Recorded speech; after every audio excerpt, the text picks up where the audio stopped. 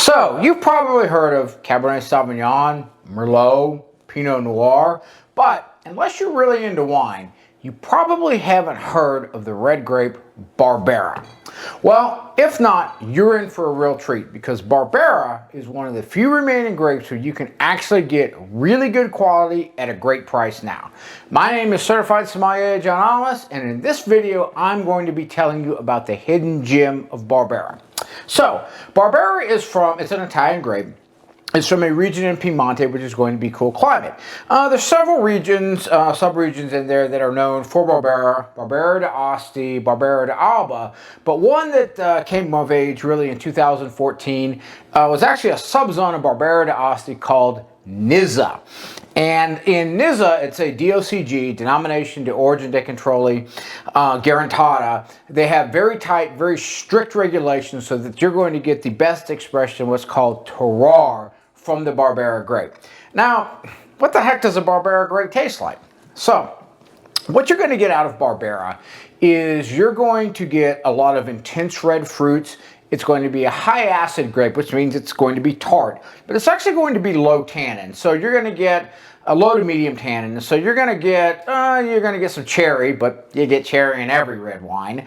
You're probably going to get a little bit of raspberry, definitely a little bit of red plum, but the tannin is going to be low to medium. A little higher than a Pinot Noir, but not like a Cabernet Sauvignon, or certainly not like a Nebbiolo, which is, sort of a little bit of a relation to Barbera, well known in Barolo and Barbesco, but a much different grape because it's very high tannin. And so the interesting thing about where Barbera grows is that the soil actually has a lot of iron oxide in it, which means rust. And because it is a diamond in the rough to me, and I'm a Judas Priest fan, they did it better than Joan Baez did. I'm going to call this the Diamonds and Rust wine because it really is a hidden gem, a hidden diamond. Now, it wasn't always that way. There's nothing like a good wine scandal to really make you appreciate a grape. And so in the 1980s, before Barbera really began to come into its own, it was known as a table grape and, pretty much a hangover creator. And there were a couple of winemakers, I forget their name, in 1986 that found themselves awash with 2 million gallons or so of very cheap Barbera at 5.7% alcohol by volume. So they decided to spike it a little bit to get up to about 12%. Well, because they were cheap and they were not good people, instead of adding ethanol, what they decided to do is add the cheaper methanol. Now, there's a little problem with adding methanol to any type of wine. It has a side effect. The side effect is death. 33 people died because of that, and a lot of people went blind and had other physical ailments because they decided to spike the wine with methanol to get it up to 12% alcohol by volume. They were caught, they were sentenced to jail, they served jail time, but the Italian wine market, and Barbera in particular, crashed by 40%. It was a real disaster for the Italian wine industry. And the only good thing, however, to come of that was that people began to realize that, look, people are happy to pay for quality. We want quality over quantity. So great producers like Bava started using a lot of stricter winemaking techniques, reduced yields, green harvesting, oak, in great regions like Nizza, so that although they knew that they were going to have to charge more for it, they felt like they could use the Barbera grape to make a really high quality wine. And I'm in agreement. I love Barbera. We're going to drink some Barbera from Nizza tonight. I'll show you the label in a little bit. But the thing that I like about it is that now they've been able to create an expression of terroir, where it really does represent what you get out of Nizza. And they've gotten to the point where these wines are able to age. So what we're going to go with tonight is the Piana Alto by Bava. It is it's funny because if we'll have a quick look at the label, what it says on there is Barbera d'Asti Superior in Nizza. Now this is actually a 2001.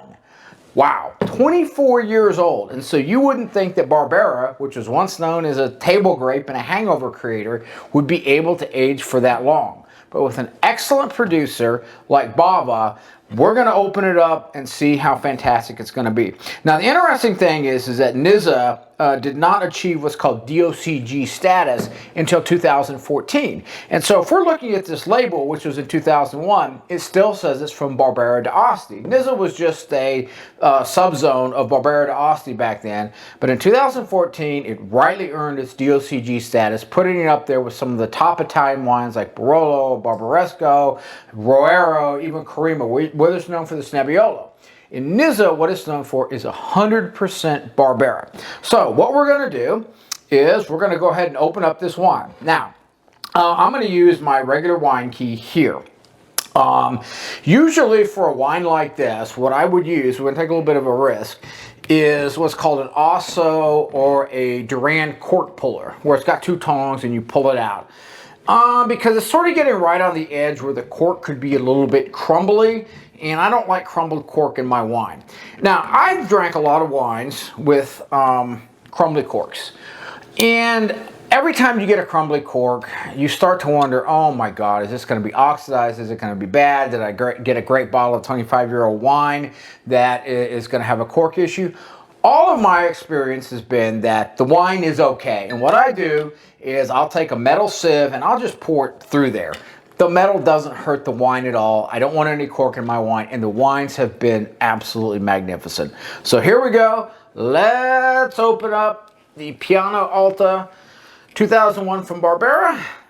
See if we get a good firm cork. And then we are going to give this a try.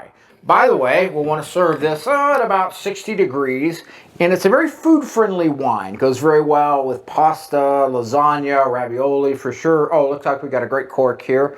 But I like to enjoy the wines on their own. So I'm making a homemade lasagna I'm going to enjoy after this video. I'm going to have probably half a glass with it. Then I'm going to let the wine speak and open up on its own. All right. Now, it looks like we got a good cork here. We can see that it hasn't seeped up in anything. Smells wonderful. It's getting very promising. Smells fantastic in the bottle. So we're going to drink this in a Riedel Syrah glass.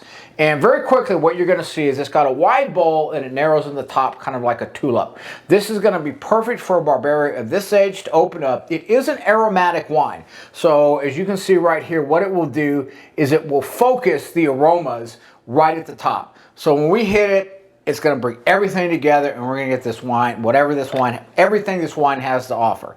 All right, enough of the talking. Let's pour a proper sommelier sip and see what we got.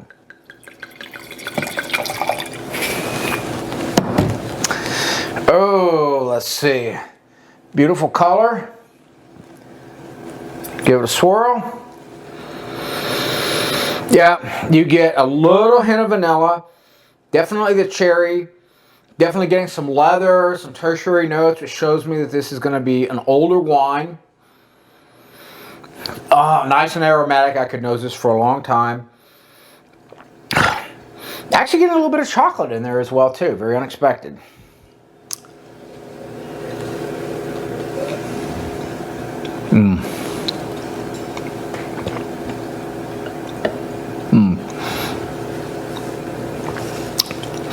Wow.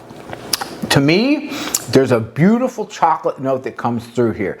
It may be a little bit of leather, but to me it comes across more as chocolate with a little bit of dark cherry behind it. Definitely low tannin in this wine. Very well integrated. Nice hint of vanilla. This is going to be a beautiful wine. A beautiful Barbera from Nizza. So if you've never tried Barbera before, you can get table wine, or you can get a nice bottle of the Piano Alta or anything from Baba, and you're going to be in for a heck of a wine drinking night. Enjoy!